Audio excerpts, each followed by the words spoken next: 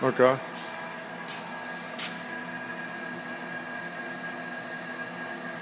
That's pretty cool.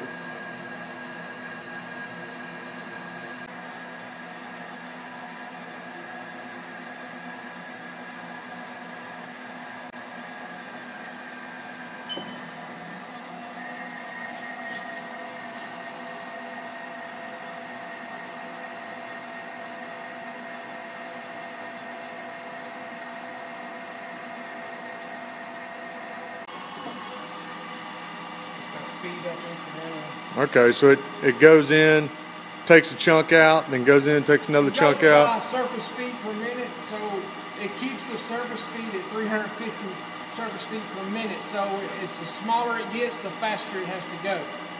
Okay. Basically, if there was a piece of steel in there, it'd become a chamfer on the end of it like that. Okay.